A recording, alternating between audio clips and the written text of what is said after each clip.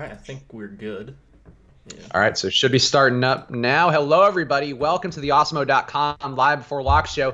We got ourselves a 15-game MLB slate. Every baseball team you could possibly name or imagine is at your fingertips today. We'll walk you through what we're seeing so far, which is a lot. I'm Chris Spags, joined by my pal here, the baseball savant himself, Mr. Jake Hari. How are you doing, Jake?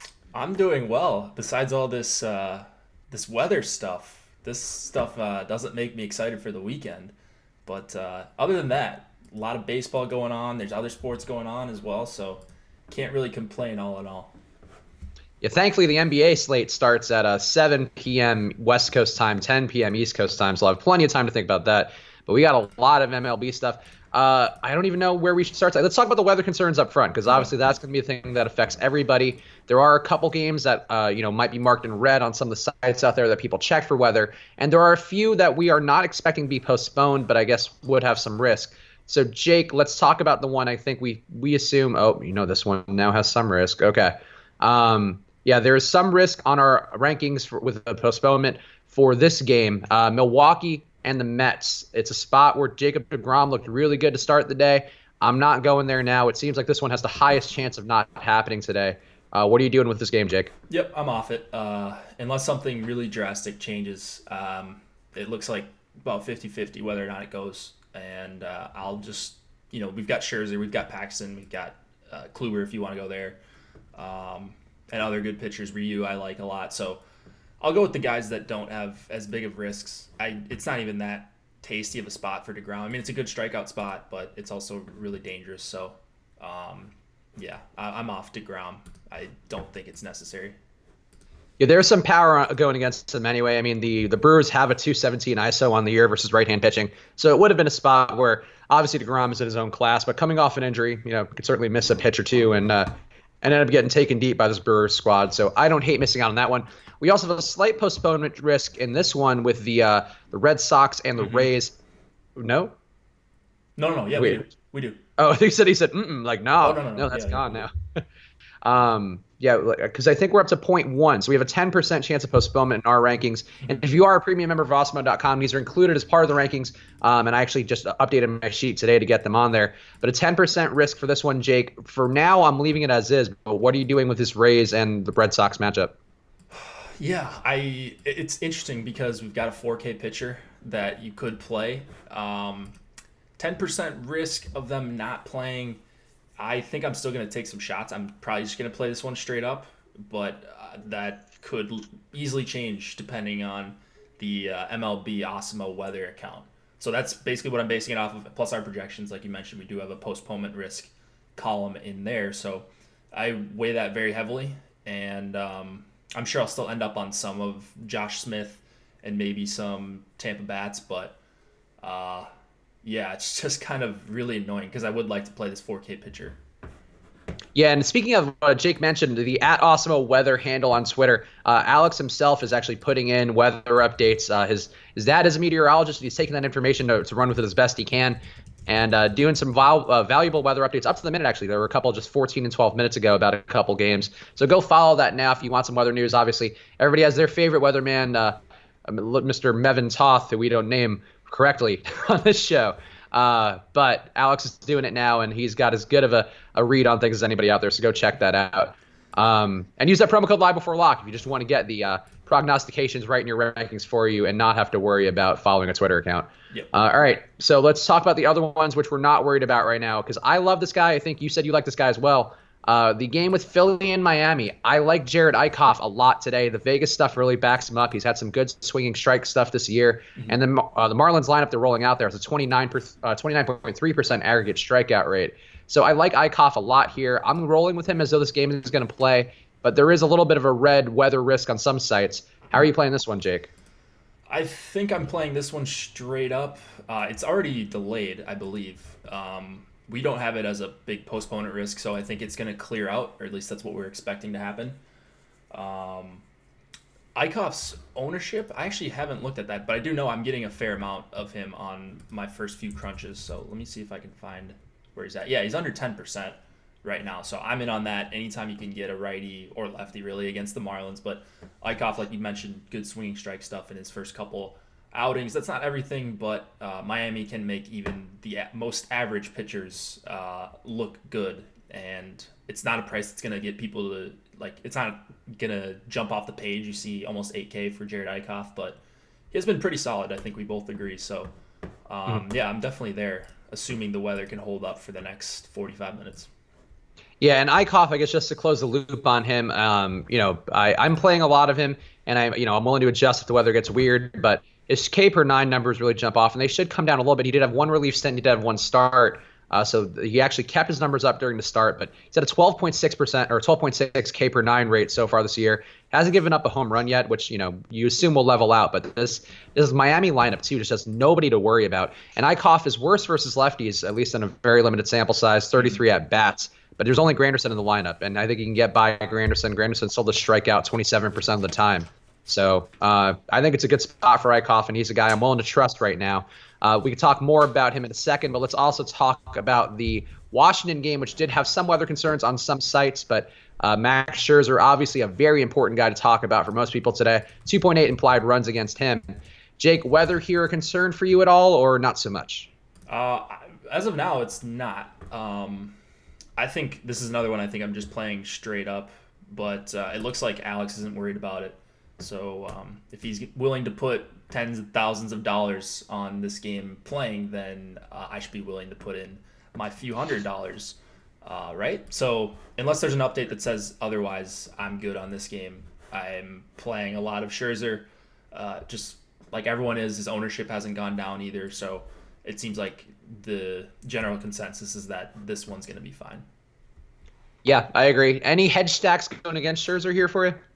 I don't think I will get there, but let's see. Actually, yeah. So the crunch is up, but that's probably not the best way for me to look at it because I eliminated a bunch of lineups. Let's see what I got for San Diego. Yep, I got no bats in my last crunch for San Diego. Okay. Yeah, I have, I think, one or two stacks out of my max 20 I'm doing today with some Padre stacks just because, I mean, really, there's no reason why on paper to do it. The Padres not hitting particularly well. They do have some guys with power. Tatis Jr., Machado, Reyes, all guys who have an ISO above 225, so they're all pretty strong plays, at least on paper. But going against Max Scherzer, he's actually been unlucky to start the year with a 400 BABIP he's been giving up. So batting average on balls and play, a good indicator of how unlucky a pitcher's been, and he's been getting mostly unlucky. But swinging strike stuff there, performance-wise, everything's there. So I don't see any reason to go against Scherzer either, other than just trying to be different. Yeah, that would be a thing. I think it's just a little bit too cute for a 15-game slate. There's 30 teams to choose from, or 26, depending on how many games would actually play. But I know he's given up some runs, like you mentioned, maybe a little bit unlucky. But yeah, I'm still not at the point where I need to target against Scherzer here. Yep. All right, I'm with you on that. So let's go down to the I guess the rest of the pitchers. Let's see who else you're getting that are popping up in your crunches. There are some guys out there. There's also one other terrible guy who I will point out that I do have some of. But Jake, what are you getting the most of it pitching? Yeah, I'm going to make my way over to Fantasy Cruncher, Pitchers tab. It's moving slow, so bear with me here. But yeah, I had 97% Scherzer. So just to give you an idea kind of where I'm going to be around, it's going to be near 100. So you're buying in there. You'll go out on that limb, that Max Scherzer limb. Yeah, I'm just basically playing the pitcher chalk. I mean, Paxton, we have at 11 right now. That's going to go up. And I think we just got an update, so maybe that did go up. But I'm going to have a lot of Paxton. He's going to be my second guy. Yeah, we have him at over 30 right now. Ryu, I like quite a bit against Pittsburgh. And then Eichhoff is kind of my guy. After that, Josh Smith after that. And then everyone else, just one share, it looks like, or a couple shares of Duffy, Shelby Miller, and Madison Bumgarner, who I really don't like. I'm glad that you're on the Eichhoff train today because I thought it was going to be one of those things where I was left on an island. But I'm surprised then you weren't on the means train because, like, the reason I was on means was all the data that you told me to look at, I think, when we started doing shows last year. And I feel like he's a similar guy today. I mean, like a guy who people are just going to look over, think isn't that good, but just a nice matchup in front of him. And I think Eichhoff, I'm just glad you're backing it up. No, I was on means. Josh wasn't. I thought you weren't. You didn't support. You didn't defend him adequately enough. Oh, okay. That's probably fair. Yeah, I wasn't crazy about means. But I liked him more than Josh, which maybe isn't saying a lot. But Yeah, I actually ended up playing a decent amount of means that day, maybe like 10-15%, which was around the field or so. Josh, the most hateful of speculative plays, like plays that don't have any firm basics, but you have like a couple of data points that you're like, all right, I like that. That is not Josh's wheelhouse, but I think that, yeah, I'm okay. I'm glad because I watched that stream and was like, I wish Jake were backing me up here, but I was more didn't backing happen. you up than Josh. I'm more open-minded, I think, to pitchers than our buddy Josh. Just in Right. general, just new guys, I'm willing to kind of try to be first on the guy rather than wait until everyone sees a really nice start and then the ownership goes way up. Yeah, you're a little more pitcher curious. Josh just likes to play it straight. Like he's more pitcher missionary. That's exactly right. So yeah, Josh Smith, I think the value on DK is an interesting proposition. From what I've seen from his minor league numbers, I mean, was there anything that you saw that gives you a little more confidence in him? Because I wasn't terribly impressed, but just the price being so cheap and there's some strikeouts to be had there. Yeah, so decent strikeout. Josh is in YouTube chat right now. Decent strikeout. Matchup. I don't know that he's a big strikeout pitcher. And also, he threw 82 or 87 pitches in his last start a few days ago. And by a few days ago, I mean, standard rest. So that's enough for me at 4K to basically take almost anyone, even if you're not the most skilled. It's just a price play. And he's not getting super heavy ownership, which I also enjoy for a 4K pitcher that doesn't appear to be on a pitch count. Yeah, okay, that seems fair. And I think really, as I mentioned, what jumped out to me is the swinging strike rate, or not the swinging strike rate, the lineup strikeout rate of this Rays lineup going against them. I'm going to have 25% Ks in that lineup, which is up from, I mean, their season average still 24% versus right-hand pitching, but it's actually a little better than their season average for this lineup that they're going against with him. A pitcher coming up, not a lot of film out there on his stuff. I mean, I wish the Vegas total were a little better. Like, I wish it had come down to a meaningful way. I think I would trust Josh Smith more in that spot, but it's probably for the best to trust Josh Smith with where I am, I guess. Yeah. Yeah. I don't want to go nuts on Josh Smith. He's No, not an Eichhoff. He's not a lock like Eichhoff is. Yeah, exactly. Not a lock. We all know everyone. There's so many locks in MLB. Like, Scherzer, Yeah. okay. Why is Scherzer 10-4? We've kind of been talking about this all day. I just don't understand it. I know the results aren't great, but he's still, Laffy said he's struck out 7 in every start so far this season. Like, at some point, he's just going to have a game where he doesn't allow 4 runs. And he's going to be, like, this might be the game, it might not be. But I think the right play is to just play him and differentiate elsewhere. What do you think about that? Yeah, look, I agree. I mean, I think as long as you can make it work, like we'll talk about the stacks in a second, but I think it's tough to get him in there with a Minnesota stack, or at least a Minnesota stack of the relevant guys. You can make it work, I think, but you got to get creative. But I agree for the most part. I mean, his stuff has been so good, and he's just been unlucky. And so he's been good already. He's only going to get better. He's getting a Padres lineup who's really not posing much of a threat. They have some power, but for the most part, not offering up a lot. So. I think it's a right play, and it feels like a lot of Scherzer to have, but yeah, he feels like safe. He has a floor that's pretty quantifiable. I mean, if you're running out any lineup with 8 righties, including a pitcher against Scherzer, like, even if they're top right, like, even if it's the Astros with a bunch of righties, like, I would still be playing Scherzer at 10-4. He's just got the best strikeout stuff in the league, you could argue, very easily, and especially against righties. So I don't see what, outside of just fading for ownership, I can't really poke holes in Scherzer at 10-4. So I didn't know if you could. No, I mean, look, I think the only thing is that the Padres lineup has a lower strikeout percentage than what it may have on paper. Like this actual lineup they have today has a 20.3% cumulative strikeout rate, whereas like on the year on paper they have a 26.5% one versus right-hand pitching. So it would be a little bit under league average, but on paper they may appear above league average. But I don't think that matters versus Scherzer, he could strike out pretty much anybody. So I don't think it's a spot where I would be worried about that. And I think the power for Tatis, Machado, and Reyes would be what I would worry about a little bit. But Red Sox postponed. Oh, there we go. Okay. All right. That changes. So bye, Josh Smith. Yeah, so no Josh Smith. Red Sox, Rays, postponed. Get those guys out of your lineups. X them out of your crunches. I'm going to do that right now. I mean, Cruncher will do this for you, but I'll just do it right now so I can see if I can run anything. Are we still waiting on any lineups, do you know? I think there are a few out there still. Let's see. We are waiting on the Rangers, the Yankees, and that's actually it. Okay. Yeah, I know there That's was a pretty couple. impressive out of 30 teams playing. It seems like every time me and you have been on, it's like we're waiting for one or two lineups, and then it's like we're just waiting for 45 minutes before they finally come out, and I'm just like, I don't know. Friday slates are always huge, so the crunch moves really slow.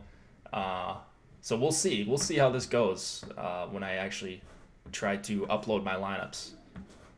Yeah, I would still say, out of 30 teams, only two not having a lineup in. I'll take that. That is an impressive ratio overall. Yeah. So what are you going to do for cheap guys? Or are you just going to be off cheap pitching entirely? I mean, you have Justice Sheffield as an opener, who's not the most appealing to me. You got Shelby Miller down cheap, Cobb. Any of these super cheap guys going to be somebody you would go to instead of Josh Smith? I guess someone's gonna have to pop up for me. Man, Let me offer an alternative to you. all And right, he's let's. a guy so he's a crappy pitcher. I have some of today, mostly a Vegas total thing, but also since he's joined his current team, his swinging strike stuff has been up, and I think maybe he's getting rejuvenated. Martin Perez, I don't think is the Yeah, worst play in the world. I like that one. No, I don't mind that actually at all. And if you're stacking twins, he makes even more sense from a correlation standpoint. Something I really like to do in NHL is just play the goalie with the stack you're playing because if the stack goes off, it's a good chance your goalie gets a win. Well, same thing with pitching. It's not as correlated, I wouldn't think, but yeah, Perez looks improved. Maybe not the gas can of old. So I'm with you on the Perez play, even though I haven't ended up there. I think by the time I finish, uh, he will be on a good amount of my rosters. So the reason, and I guess to give you guys the reason, and he's still bad. Like he's still giving up a lot of hits per nine, giving up 10.6 hits per nine this year, a 1.77 WHIP. Those numbers are not good. But the Orioles striking out 27.3% of the time with this lineup. And Martin Perez swinging strike rate of 11.8%, which is up from 8.2 last year. Chase rate also up a bit, 30.9%, up from 29.7% going back to last year. So I think it's a spot where he could be okay. Not a guy. It's certainly not going to catch up to Max Scherzer by playing Martin Perez. But if you are able to afford a better stack with that, and you think the stack has potential, like I believe a lot in that twin stack today, I think that's a situation where I could see going to Perez and hoping for the best and praying he gets you 20. Yep, I like it. I like it. All right. So let's go to the hitters, Jake. We got a lot of guys. Actually, not a lot of teams with great team totals today. Twins are the number one far and away. Philly, I guess, a little bit behind them, but everybody else under 5 implied runs, unless I'm forgetting somebody offhand, or I guess things have changed in the last hour. What stacks are you getting the most? So the Twins are up there for me, but it looks like I'm going to be around weight or underweight on them. It's just they've become a little bit too chalky on the 15 game slate for me to want to get like make a crazy stance and play 20% twin stacks or something like that. The Marlins are coming up for me a little bit. I don't know about you.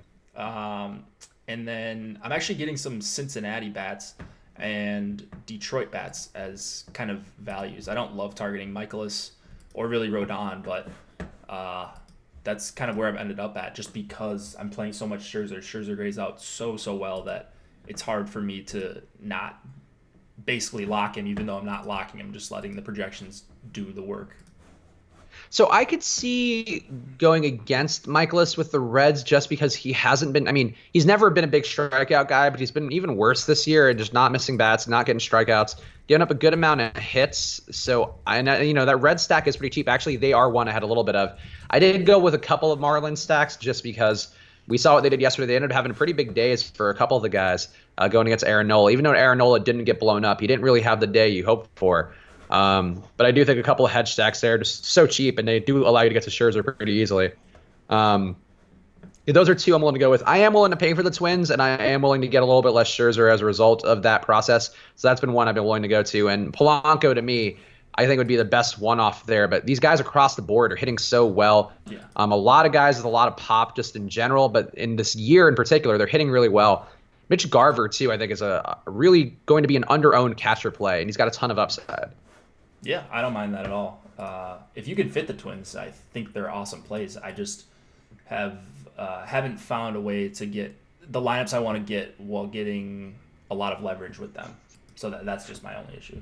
If I was hand building, So, I would I be mean, onto them a bunch.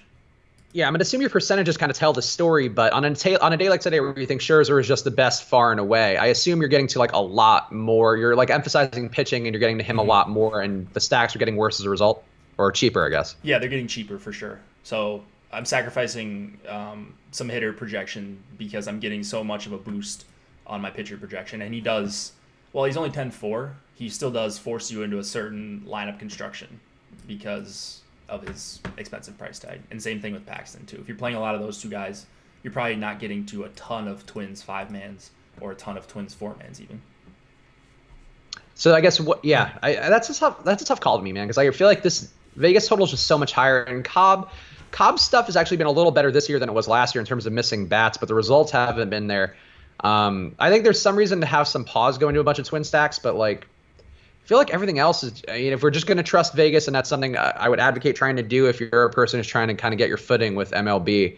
If you're trusting Vegas here, I think that it's a good spot for them in a way that no other team here is even close. But who would you say, I guess, stack-wise has the best potential to match the Twins overall? Like in terms of, a higher-priced one, or not even a higher-priced one, but one that has the same kind of home run and all across the board potential. I like the Dodgers quite a bit. They're cheaper. Obviously not the same kind of implied total, but I'm getting to a decent amount of Dodgers, and probably even more with that other game X'd out now.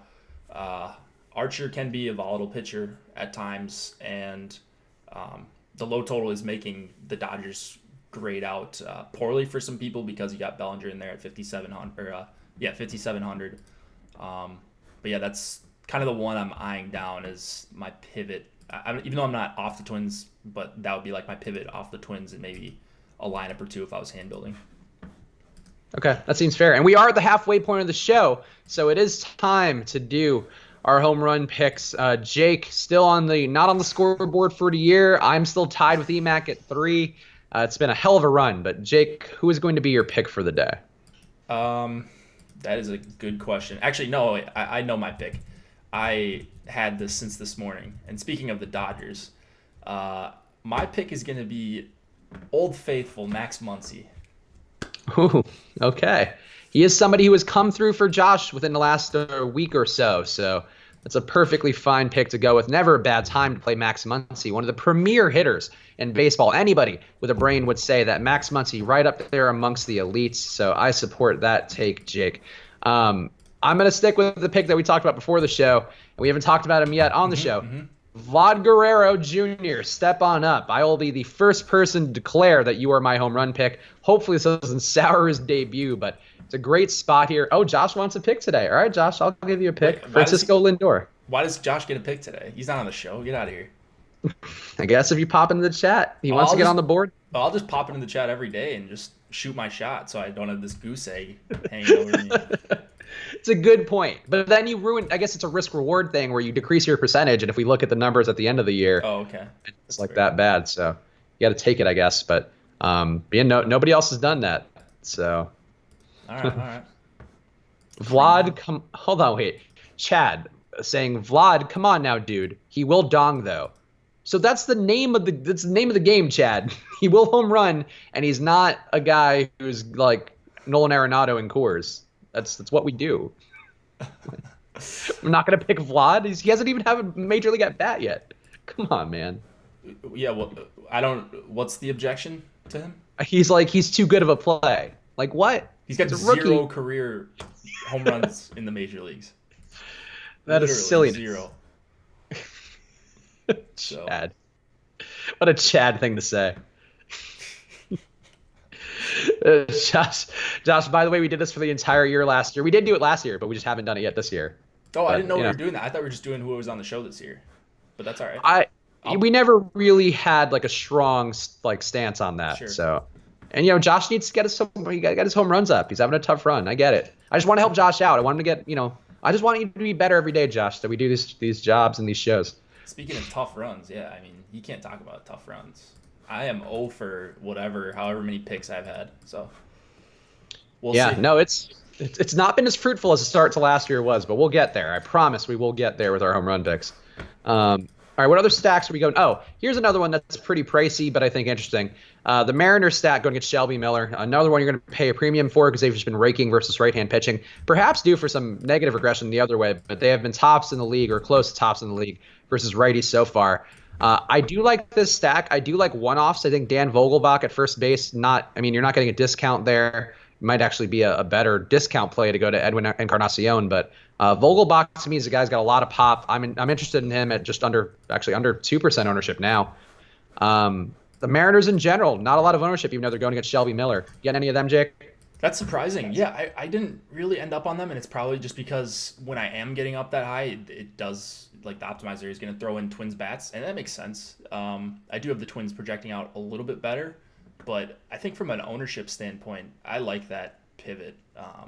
Me and Josh both agreed this morning that we like them, but it's just kind of tough to stack them on DraftKings specifically.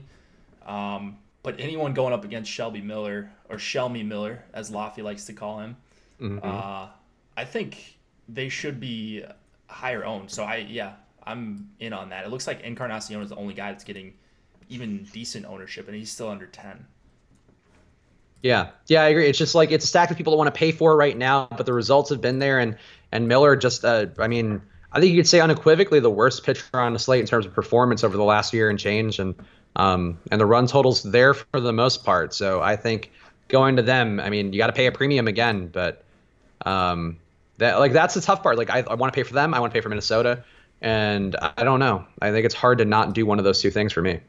Yeah, I agree.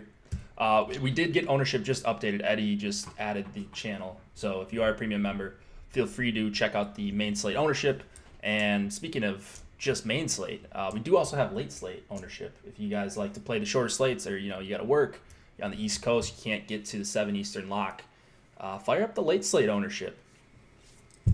Yeah, there you go. Jake, way to plug, Jake. Oh, yeah. I've gotten good at it by doing a show by myself for NHL.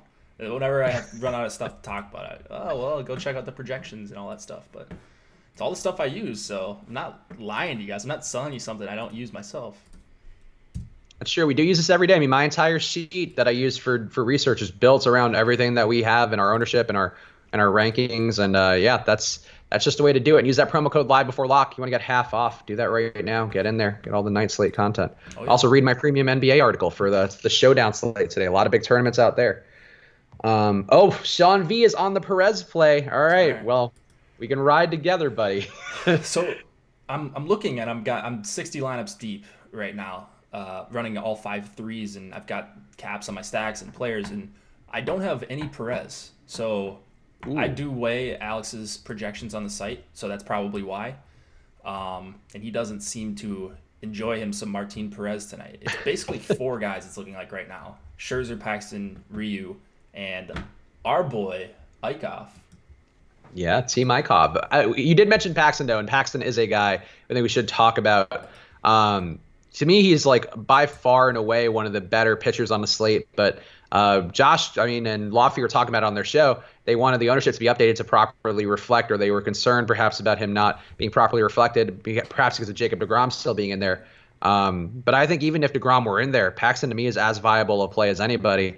And 30% ownership still feels like a bit low for him in this spot in a pitcher's park going against a Giants team who's not hitting anything. Any reservations for you at all with Paxton, Jake? No, I'm not seeing anything. Perfect pitcher's park. I think a fine matchup. He's got as much swing and miss stuff as maybe anyone on this slate outside of Scherzer, DeGrom, maybe anyone in the MLB outside of those 2 guys.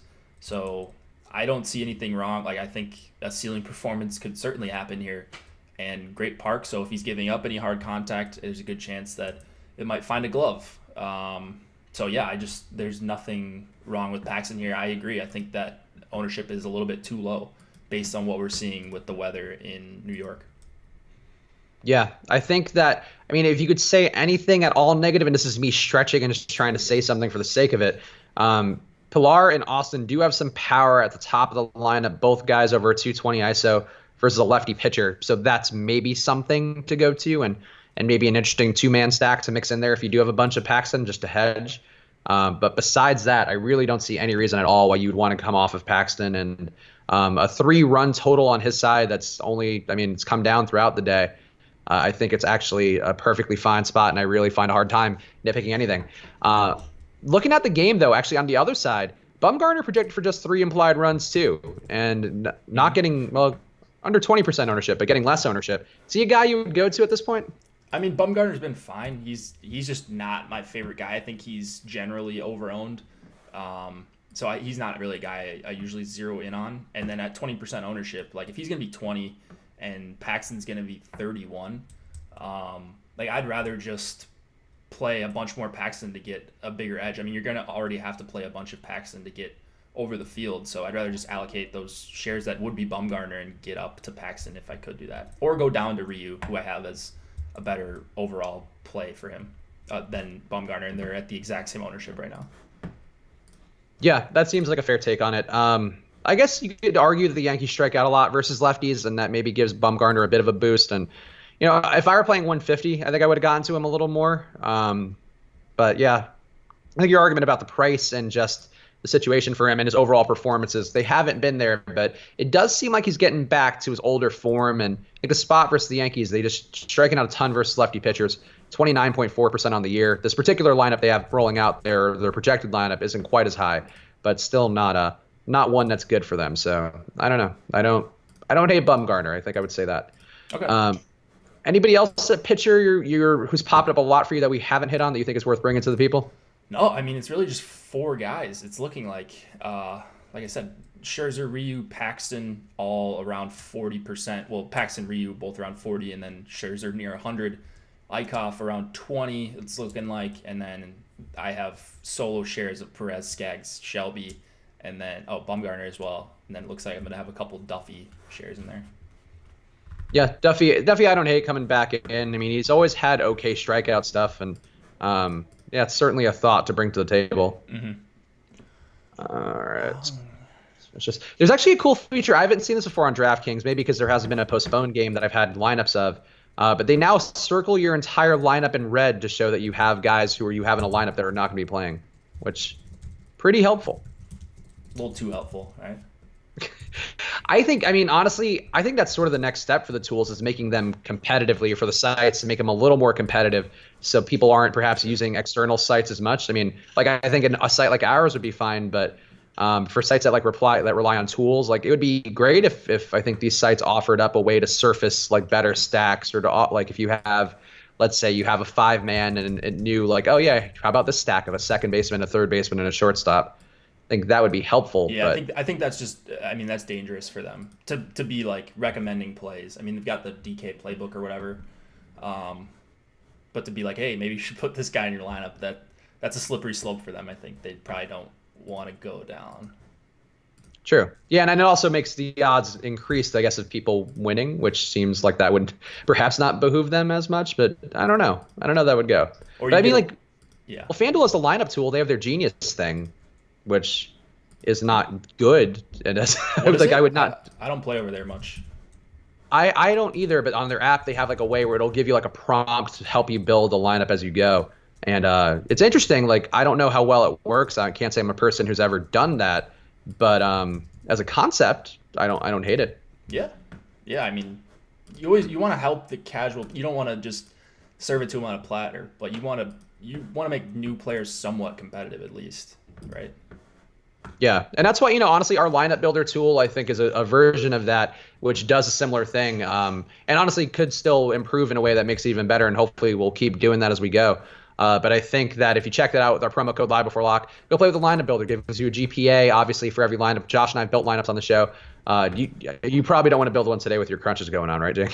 Yeah, I don't know if I'm going to be able to with how this is moving. I'm also trying to crunch out hockey because we just got a couple pretty big changes, actually, in the first game. So I added the channel, but yeah, whatever. Okay. Yeah, so we won't do that, but go check out the lineup builder tool today on awesemo.com. Use the promo code Live Before Lock. Play with it yourself. You got about 20 minutes to go right now, so go build your lineups. Go see how your GPA checks out. McCod asking for the Paul Blackburn of the night. Of course, that is the perennial award for the pitcher who kind of stinks, but maybe in a tournament-winning lineup. Also, I guess cheap too. So cheap kind of stinks, and maybe in a tournament-winning lineup. It's got to be Martin Perez, right? I was just gonna say you can say it. Yeah. I think based on what we talked about, it's got to be Martin Perez. Though, honestly, I would say he grades out a little bit above a Paul Blackburn, unless we're counting historical numbers. I think he's been okay. I mean, you know what? No, he still stinks enough. He counts. He fully counts. Josh Smith would have been in the mix too, but not anymore. Yeah, that would have been my guy. I don't even think he would have been a bad play. Alex had him projected out really nicely. So I would have been fine calling him the Paul Blackburn of the night, but I think that would have been a little bit cheating. Hey, whatever counts. Cheap guy, you might be in the tournament lineup. That's just what it is. Drop Tech Rune asking this question, which might be more relevant for you. What stack do you recommend going with for the Dodgers? A 4-man? Or I guess what are you getting the most of, Jake? Like I said, I like Muncie. He's batting 6th, so he's not going to have a ton of ownership. I wouldn't expect. I mean, if you can fit Bellinger in there, feel free. That's automatically going to give you a different lineup construction. A lot of people can't get up to him, trying to pay up for Scherzer and or Twins bats. But Seager, super underpriced. I think Turner's way underpriced as well. So those two guys are probably going to end up in a lot of my Dodgers stacks. So that would, like, Muncie, Turner, and Seager, I think, are the fairest price, and you could argue Pollock as well. But yeah, those guys. I think that game's a pitcher's duel, so I don't have any Dodgers stacks. You think it's a pitcher's duel? I mean, about as close as it can be. With, I mean, Archer will still give up 1 home run probably because that's just what he does. But I think he's been looking better this year overall. I think it's gonna be a lot of Ryu K's and then Archer looking back after one whizzes by his head. I think is what's gonna happen. That's a very possible thing, but who knows? Especially with a guy like Max Muncy out there. Again, one of the preeminent hitters in baseball, often doesn't get credit. A lot of prognosticators out there who just don't know their stuff like to talk negatively about Max Muncy. But those of us who do, it's a damn shame. Yeah, I mean, have you ever been to Baseball Savant if you don't like Muncy? Right? That's true. You're not a baseball savant if you don't approve of Max Muncy and support him as one of the elite hitters in the world of baseball. Exactly. That's exactly right. All right. What else are we looking at? I'm looking at the questions down in the YouTube chat. If you have questions, drop them in there. Also checking the premium Slack, see if anybody has anything. But obviously, questions help make the show stronger. And if you want things answered, that's what we're here for. Here we go. Here's one. Rodon or Bumgarner for our guy Zach Carpenter? Rodon or Bumgarner? I guess for me it would be Bumgarner because I got one share, but I liked Rodon earlier. I just didn't end up on him. So it would be Bumgarner for me, and I actually have a couple of plays going against Rodon. I think Rodon's actually a perfectly fine play to go with, but Bumgarner to me is, I mean, the Vegas total really low, a full 1.1 runs less than Rodon's facing down. And we've seen it. I mean, we just saw it yesterday with Porcello going against the Tigers. Porcello actually didn't have a bad day relative to what he's been doing, but the Tigers still got to him. They still made it hard on him. And I think that's what that lineup can do. They'll strike out a lot, but they do have enough power to be dangerous. And Rodon is a guy who can give up a lot of power, especially to the lefty side. But actually, you know what? He's got I've got him being significantly better against right-handed bats actually. They only have one lefty in the lineup, so that's smart. Candelario, the only switch hitter who's available, but Candelario is a one-off, not a bad play. I'm really surprised I didn't get to more of him, honestly. But yeah. I mean, they gave him the best possible lineup to go against him with. All righties, legit all righties. Yeah, that's frustrating. I hate when I see managers do that. Like, just put out a good lineup. It's so simple. Yeah, especially with analytics in baseball, like it's not like it's even like a gauche thing to talk about, like how basketball teams sometimes get weird about it, or I don't know if there's an issue in hockey like that, but like football teams are the most probably reluctant to really adapt analytics, even though there are some really great data points, which I think the Cardinals are going with. Is why they drafted Kyler Murray. You just want a guy who throws up deep balls and won't get picked as much as it seems like he will. But baseball, like they're the most analytically forward. I don't know how you roll out all righties versus a pitcher who's like good versus righties. Yeah, I don't understand it, but it's just I just shake my head every time, and it's like I get it. They know more than me. They've played baseball. They've managed. Like they probably are more informed. But for me, feeling like I know everything because I win some money at DFS, it's frustrating. Yeah, I agree. Like I think it looks bad on paper. Or it looks like a dumb idea by the Tigers on paper, but I think that makes Rodon certainly a better play today. But I would still prefer Bumgarner just because. Yeah. Let's see. Got a question here. How are you approaching Sheffield? Makad is asking, and he is another guy who could be cheap, or a cheap option now that we have no Josh Smith. He is no Josh Smith though to me, so I don't have any Sheffield. Yeah, so Smith was the guy I wanted. When I ran it again, I didn't end up on Sheffield. If he does throw 4 scoreless with 4 strikeouts, he's going to be a tough guy not to have. But he's got to be pretty perfect in a short time is how I'm playing it. So I didn't end up on him. I wouldn't fault someone if they did though. Okay. Got a catcher question. The most exciting of questions. McCann or Smith for catcher? McCann or Smith? Let me see here. Wow, Cruncher's moving really slow. I got. If you are going to go with Smith, this Smith. is the right matchup to go with him. I got more Smith. Yep. Yeah, I think it would be Smith for me too. I don't have Smith today, but when he's getting this kind of pitching matchup, I think that's when you want to go with him. So, I have no problem with Kevin Smith. He's actually been really good on the year too. Yeah, I've got him being pretty decent, so I don't mind Smith. Yeah, he's a guy. I feel like I remember him being okay. He's really bad though, only versus lefty pitching. Versus righty pitching, he's like the worst hitter in the world. But versus lefty pitching, he's really good. Mm-hmm. You're going back to last year, 71 at bats, a 435 batting average, 493 on base percentage, 205 WRC plus. Still not a ton of power, but he will get you hits. And at catcher, if you're not getting home runs, just a guy who can get on base and get you some hits and maybe drive in a run or two would be helpful. Yeah, for sure. Let's see. Going through the questions now on YouTube. Boop, boop, boop. Cruz is affordable. Cruz is more affordable than others. Yeah, I mean, he's underpriced. I think he's 4,700 on DK. That's just too cheap for him.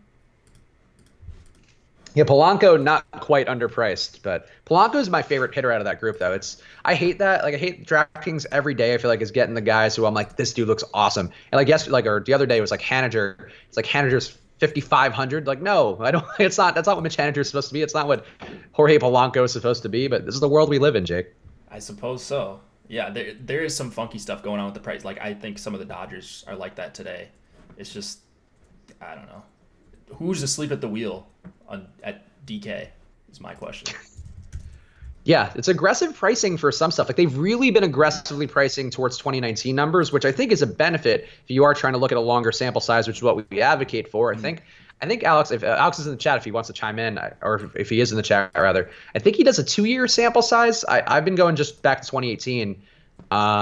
He actually might even do longer than that. But like I think DraftKings pricing is just based upon for what I've noticed because Josh was like baffled yesterday when we did the show, like why the Mariners were so priced up, and just looking at it, it's because they were the best hitting team this year. But on paper, each individual player's numbers really weren't that great.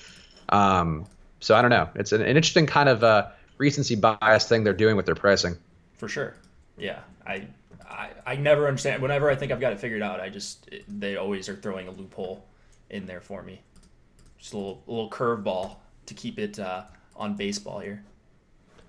Let's see. Legalize asking, would you go Sogard or Gordon? Sogard or Gordon? I do have a lot of Sogard. I know that off the top of my head. Is he talking about? Is it Alex Gordon? Is that it, or is it D Gordon? I think it has to be Alex. Yeah, I could use clarification on which Gordon. I think I would go Alex Gordon, but I would probably go with Sogard over D Gordon, but I actually didn't. So, yeah. If you want to clarify, legalize, drop it in there. Here we go. Favorite Reds bats? Let's see. I see Casali on my screen here. Eugenio Suarez, I like quite a bit. He was your dude last year. That's actually probably why you're not getting home runs this year. Schebler, Puig, Winker, I have all, as you guys see on the bottom of the screen there. I like all those dudes quite a bit. Yeah, Suarez would be the guy first and foremost for me. Obviously, never anything wrong with Votto. Puig really bad to start the year. Actually, Puig and Schebler both. 34 WRC plus for Puig, 39 WRC plus for Schebler, so not really creating much value there. But the top 5 is what I stacked just because they're cheap, and they've been so bottom of the basement towards right-hand pitching, and it seems like their numbers should be better than that. So the hope is that you're getting Michaelis, damn it, not missing bats well, and he has not done that well this year. So that's the hope, and you're hoping maybe it helps these guys all get on track. Still can't shake the Michaelis thing, huh? No, because I will think of stupid Last King of Scotland and how he pronounced Nicholas, and it always just does it for me, and I can't train my brain out of that. One day I'll get there. Mm-mm. Brave stack going off. Brave stack implied for some runs. The deeper dive guys talked about it a little bit, where it does kind of seem like the Brave stack never fully hits value or is never in the top tournament winning lineup, at least the full stack of it. But I do think the middle, the 2, 3, 4 for me, Donaldson, Freeman, and Acuna are all really interesting. I do have some Acuna one-offs. But Jake, what are you doing stack-wise with the Braves here going against Senzatella? I really like Freeman a ton. The other guys I'm looking at here are where are we at? All right. Acuna is 5,100 righty. That might get some people off of him. I'm not really worried about that. Honestly, I don't think you are either. And then I always play Markakis. I love adding him on a stack. He's not the greatest one-off guy, but I love adding Markakis to the end of a stack, especially against a righty for 4,200. A righty that's going to let you put the ball in play too. Yeah, nobody ever plays Markakis because he doesn't really drive much home run value, but he can get a lot of hits if a guy is giving it up, and he's certainly in a spot where he could drive guys in. But yeah, Acuna to me, I think is an interesting play here. Senzatella is a guy who's worse versus righties, has a 3.5% home run rate versus a 1.1% home run rate versus lefties. So it actually should benefit Acuna a little bit here. And yeah, I think Acuna, also the fact that Senzatella doesn't strike guys out. Acuna and Donaldson both strike out above league average versus a righty. So it's a spot where you would hope they don't strike out, gives them more time at the plate, and hopefully they can knock one out. Yeah, for sure. All right, let's see here. Here you go. Can you play Skaggs? Is a question from Bobby Boom in the premium Slack. I have more one-off Royals against Skaggs than anything, but let me take a deeper look. What do you have? What do you have with Skaggs, Jake? I had one share, I believe, out of 300 lineups, so that kind of tells you where I'm at. I don't really love it. I didn't really find a need to get there, even though we talked about him this morning on the strategy show that maybe we thought that he might be a viable play. But sorry, Boom, no Skaggs for me. Yeah, I have a little bit of Merrifield because I think he's the dual position eligibility there, and just I think he projects pretty well in general.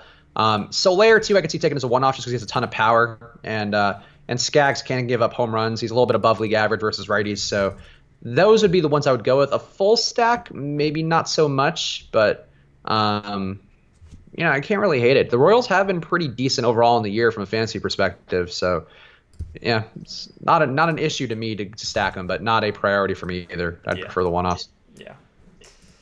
All right, let me see if I can. I think I got all my hockey stuff fixed.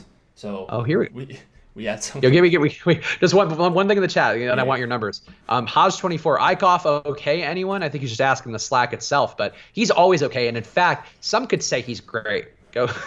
Oh boy, great is a strong word. I think Eichhoff is fine tonight, and it is the Marlins, and it is righties against the Marlins who are striking out at like a 30% clip.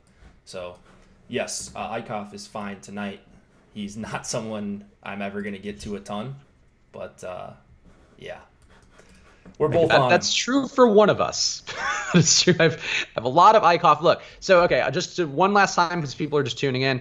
The reason I'm going to Eichhoff, the Vegas total really supports him. Swinging strike rate really there. But, like, he's got the second highest money line favoring him on the slate. And he was actually right next to Scherzer in the morning. Scherzer's come up. He's now a minus 208, or at least the last that I had. Eichhoff a minus 173. So there are a lot of things favoring him, like potentially going deep, and he's been getting strikeouts, and Miami strikes out a ton. So that's why Eichhoff is okay, but yeah, still probably not as much as I have of him. Anyway, Jake, give us your numbers. What are you getting in your final crunches? I think I had like 20% of Eichhoff, which I'm. Okay. That's more than enough. Yeah. But it is the Marlins, man. I'm telling you, they make everyone look good. Except Aaron Nola. Yeah, that's right. Except chalky ass Aaron Nola. They make him look okay, and even then, not that great. Yep. Exactly. All right, so what are you getting in your final crunches? Let's see here. So I've got the 300 pulled up. Pitching's more the same. It's the top four guys, same four. It looks like I did get a decent amount of Cub stacks, and I wasn't expecting to get onto them, but like guys like Bryant and Almora are just way too cheap, it appears. So I did get to some Cubs, like 3,100 leading off with the platoon split. I know it's Robbie Ray on the other side, but he gives up home runs. Yeah, I don't yeah. actually hate that approach. Like, I don't know that I want to stack him a ton, but I guess if he's going to get blown up, he does get blown up big. But I thought one-offs were pretty interesting. Like Bote, or is Bote, David whatever he Bodie? is. Yeah, Yeah. Bodie. Damn, there were three possible pronunciations, and I got two of the incorrect ones up front. But David Bodie, Bote, put an accent on there, Bote, and Wilson Contreras. I think were an interesting two-man stack who popped up for me. But like I think Robbie Ray just gives up home runs. He's above league average in terms of giving up home runs versus righties. And that's just always the knock on him. I feel like every time I play him, he will give up one home run at least, and that's certainly anecdotal. But that's just Robbie Ray's game. He's attacking. He's Kenny Powers attacking the plate, and sometimes he's gonna challenge everyone. And the Cubs do have a lot of good hitters. So yeah, I think that's a smart play, honestly. Yeah. So yeah, I don't hate the Cubs stack, but keep going. Give me the rest of your numbers that you're getting. Twins, I did not get to much of the Twins at all, and of course we just get the Yankees lineup now. Once I'm done, that's just classic. Yankees not helping you out. No, they're not. Marlins, I am getting a decent amount of. Angels, yikes. And then Detroit, who have actually, I like them. I don't really love it. I like the prices a lot for Castellanos and Cabrera and Candelario at the top. So I wish I was getting to more three-man Detroit stacks, but I just don't have the time to go through that. And maybe I am once I took out the bottom 150 of this. But yeah, it's Detroit. It is. Man, I didn't end up on a lot of Seattle, which I'm kind of mad about after we talked about them. But too expensive. If you're playing a lot of Scherzer, I feel like it's hard to get there. Yeah, I think I ended up on. Let's see what I have on DK. 97% Scherzer. Looks like 46% Paxton. So chalk right at the top. Yeah, it's.